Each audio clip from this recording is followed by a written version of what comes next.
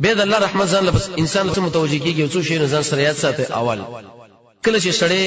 په عاجز سره باندې رب العالمین نه دعا وغواړي، یو سړی رب العالمین یاد کړي،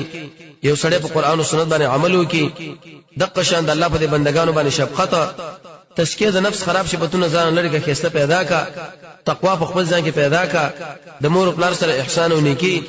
دغه سره جباریت د الله په مخلوقات باندې ظلمونه مکوا، ګناهونه مکوا، د حکمت خبرې کوا، رب العالمین له وخت ورکوا، د الله رب العزت بندگی کوا، ارزه کې چکینه سي د قران او سنت دعوت د خلکو له شروع کا، منځونه کوا، زکاتونه ورکوا، هغه اسباب پرې چې سړی په بدبخت کیږي، شرک پریدا، گمراهی پریدا، غفلت پریدا، کامل یقین پیدا کا، او شرک باندې رد وکا، هجرت په سبیل الله شروع کا، د مسلمانانو لپاره نصيحت، دعاګانې د رب العالمین نه وغواړه، خلق الامر په منځ باندې وکا، خلق الامر په زکات باندې ورکا، د قران او سنت نه د آیاتونو متاثر شه، رب العالمین لجاړه، سجدي رب العالمین لکوا، توبه په خپل ګناهونو بارکه وباسا،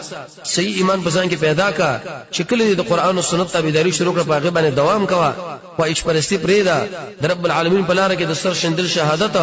اطاعت د الله او د الله د رسول، او چې کله قران لوستل کېږي خاموشي، د ګناه په باره کې ورسره استغفر الله وایا، د رب العالمین د عذاب نه یریګا، جهاد په سبیل الله کوا.